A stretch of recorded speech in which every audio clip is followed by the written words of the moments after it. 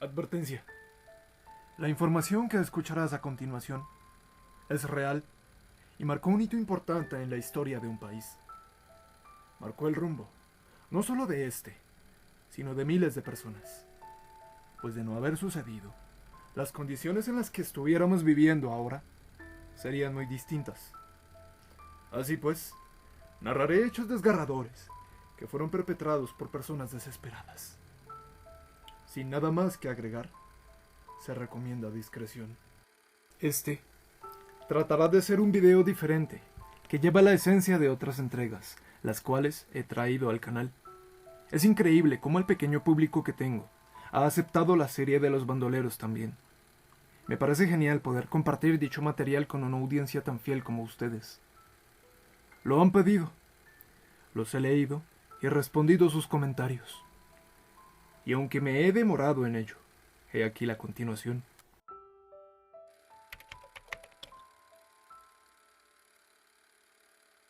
Ya hablamos de 2 de ellos, pero créeme, hay muchos más.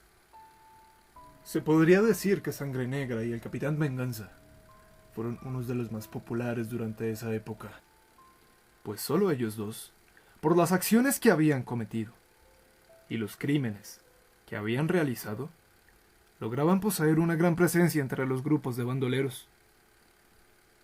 Antes de mencionarlos, explicaré brevemente por qué surgieron estos grupos. Y es que, como en toda época violenta que un país vive, es inevitable que nos surjan víctimas por dichos conflictos. Suena como algo aterrador, pero imagina por un instante que por unos ideales estúpidos, por la diferencia de opinión que tenía un grupo de personas hacia otro, porque señores con mucho dinero no estaban de acuerdo con que tuvieras una opinión diferente a la de ellos, te amenazaban a ti y a tu familia, o simplemente desaparecían a tus seres queridos, como una muestra de lo que te podría pasar si no les seguías el juego. Más temprano que tarde, estas víctimas se convertirían en victimarios. Hay una famosa frase la cual reza: el gobierno crea monstruos más a menudo de lo que te imaginas. Aún puedes oler la sangre seca en las hojas de los pocos libros que cuentan sobre esto. Curioso, ¿no? Quizá esté ignorando algunas cosas importantes y obviando otras que no lo son. Quiero que me disculpen si así lo es. Tal vez en mi carrera, por tratar de darles un contenido completo, en un formato comprimido y fácil de entender, se me escapen algunas cosas. Así que continuemos. Ya sabemos un poco de por qué razón se crearon dichos grupos. Ahora, conozcamos a sus integrantes.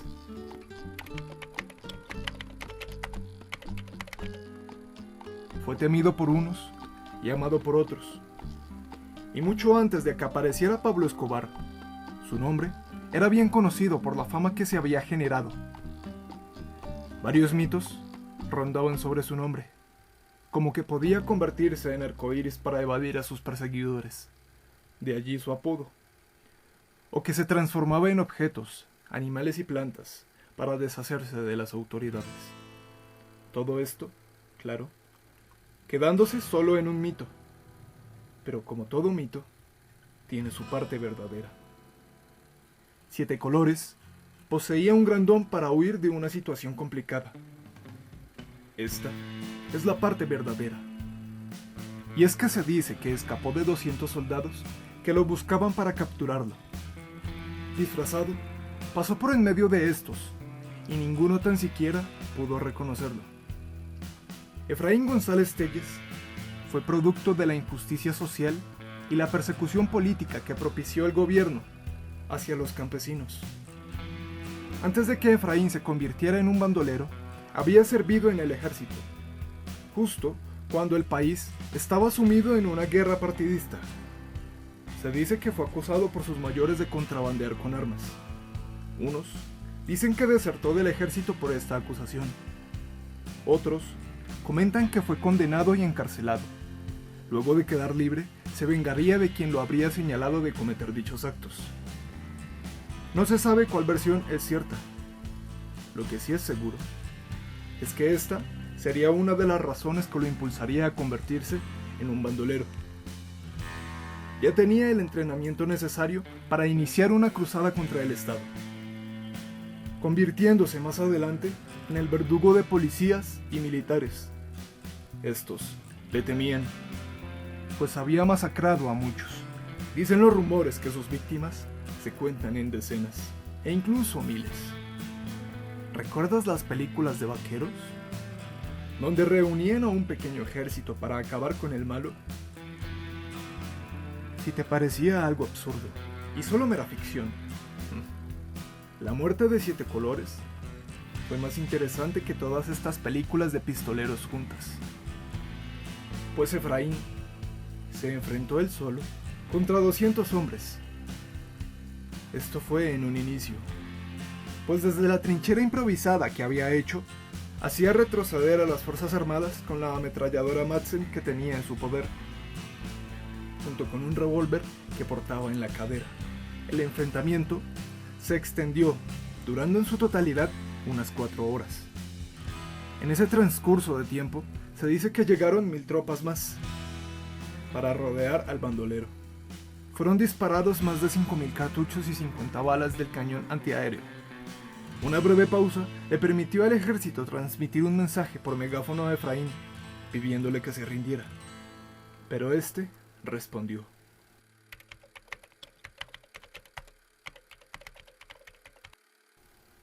Cuando ya se había quedado sin munición, emprendió su huida, pero se topó con un soldado que fue más rápido y más preciso que él en disparar el revólver.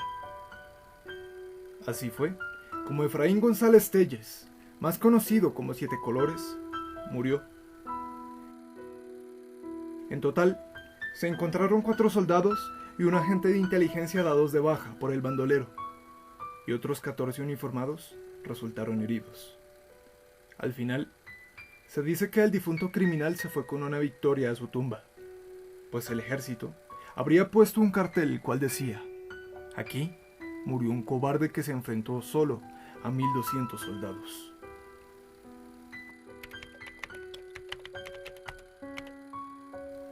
Era un campesino del Tolima. Un día, cuando regresaba a su casa, descubrió a toda su familia fusilada y despedazada. Esto le ocurriría desde muy joven, por lo que su sed de venganza iniciaría a la edad de 15 años.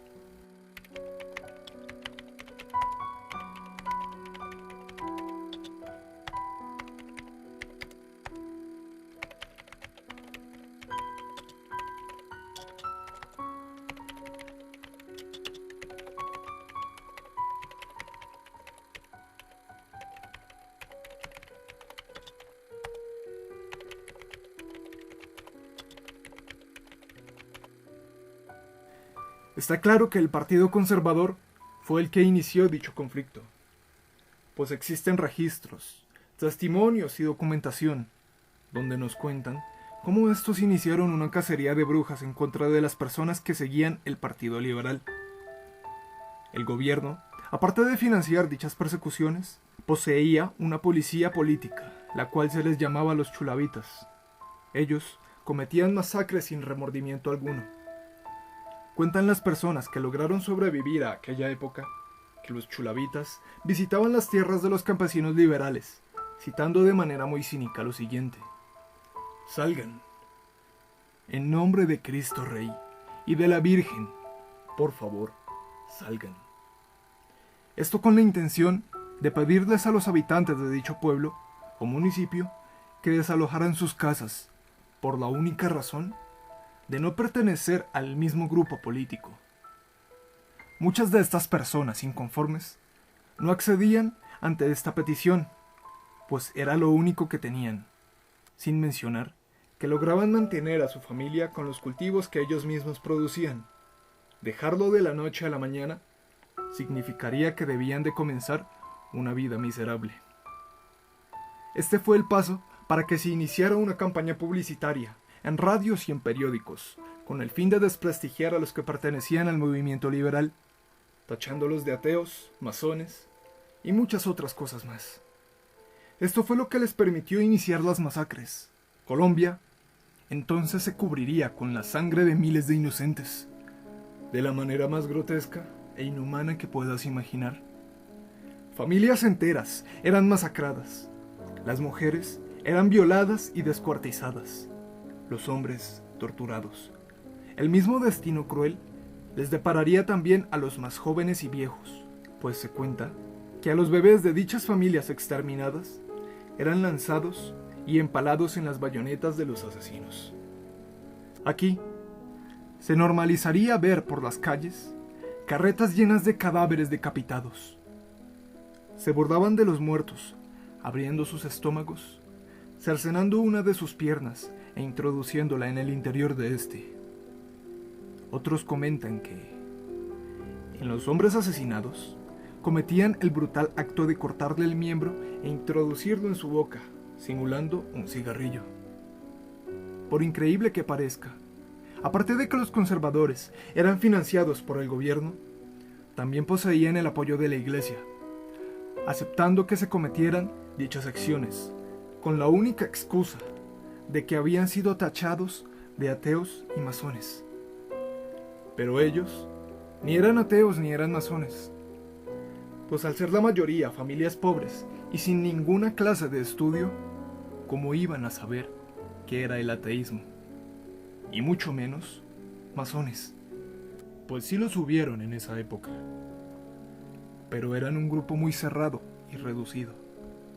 Incluso, de tener dichas creencias, no justificaría los actos cometidos en esa época.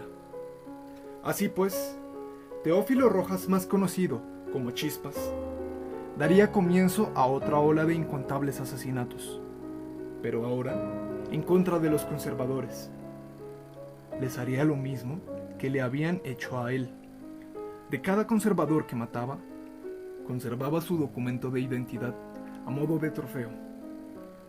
Se había puesto como objetivo reunir 30,000 tarjetas de identidad de los conservadores que iba matando. Tal vez lo logró, o tal vez no. Pero cuentan que las personas que lo veían pasar podían observar un costal el cual Chispas cargaba en su espalda. Muchos afirmaban que allí era donde portaba todas las cédulas de ciudadanía de sus víctimas. A Chispas se le atribuía, al igual que a Siete Colores, el poseer poderes sobrenaturales para poder escapar fácilmente. En el caso de Teófilo Rojas, se dice que podía hacerse invisible, obteniendo dicho don con rezos y conocimientos ocultos, como brujería o haber hecho un pacto con el diablo. Al final, hay rumores de que nunca pudieron dar con el paradero de dicho bandolero. Hay otra versión, la cual dice que fue dado de baja por un comando del Ejército de Colombia, el 22 de enero de 1963.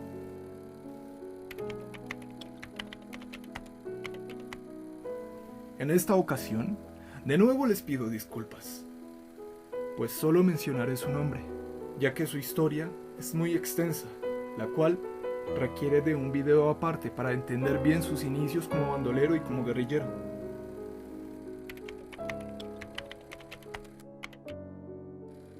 Esta es la parte más complicada de todas, y es cuando nos adentramos a terreno fangoso, pues de su historia no se puede encontrar mucho.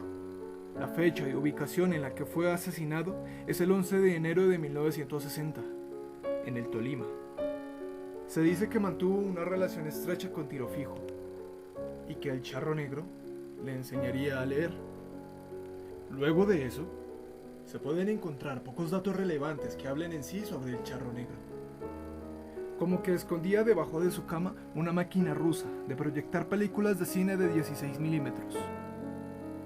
Es como si hubieran querido desaparecer o censurar la información de este bandolero y de muchos otros como Noel Lombana Osorio, alias Tarzán, José William Araguren, alias Dasquite, Roberto González, alias Pedro Brincos, Capitán Veneno, Jair Giraldo, José del Carmen Tejero, Antonio Jesús Ariza, Clemente Roncancio, Alma Negra, Zarpazo, Melquisedec Camacho, Mariachi, Peligro, General Vencedor, Revolución, Tijeras, Pájaro Azul, Pájaro Verde, Pájaro Negro, Y posiblemente la lista sigue. Cabe resaltar que no todos los bandoleros pertenecían a un único bando, pues estos se repartían entre liberales y conservadores. Muchos de ellos se odiaban y tenían enfrentamientos constantes. En fin, como dice el dicho, el que busca encuentra. Me parecería algo estupendo poder traer todas las historias de la mayoría de los personajes que mencioné anteriormente. Se puede soñar un poco y es que, juntos, ustedes como mi audiencia y yo como narrador, podríamos formar una especie de biblioteca, donde personas como nosotros, que no conocen la historia del país, sepan qué ocurrió en el pasado y por qué estamos así ahora.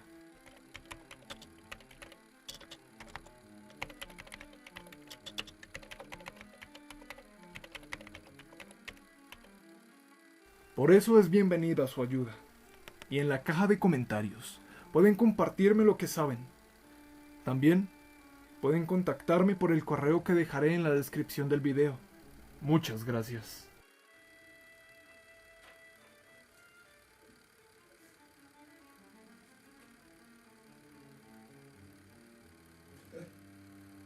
Mierda. Menuda historia. ¿No creen? Es un buen libro. Lo conseguí relativamente fácil. Ustedes también pueden conseguirlo. Lo curioso es que las páginas que este contiene no serían suficientes para almacenar las masacres que se han cometido en este país. ¿Me gustó? Tiene buena información. Qué pena, disculpen. Eso no estaba en el guión. Lo siento mucho. Qué pena. Como decía, lo conseguí relativamente fácil. Ustedes también En fin, no importa. Esto es improvisado. Lo que sí no es improvisado fue algo que escribí. Dice más o menos así. Y descubrieron que la fosa donde depositaban todos los cuerpos estaba a punto de colapsar. Fue ahí cuando decidieron esconder los cadáveres en sus enormes y lujosas casas. Tal era la desesperación de todos ellos, que olvidaron tomar en cuenta que los muertos se descomponen. O tal vez pensarían que al ser personas inocentes las que habían asesinado, olerían menos a podrido. Pero no fue así. Llegando dicho hedor al pueblo. ¡Nos están matando!, dijeron. Fue allí cuando inició la revolución. En fin. Feliz Navidad, por cierto. Y feliz Año Nuevo. Estoy atrasado, lo sé. ¿Cómo no estarlo en un país donde está atrasado en educación, en empleo, en salud y en muchas otras cosas más? ¿Para qué me preocupo? Ustedes ya saben eso. No los molesto más. Espero que les haya gustado el video. Nos veremos en una próxima. Ah, sí, por cierto. Me gusta el olor a mi país. Me encanta cómo huele a mi tierra.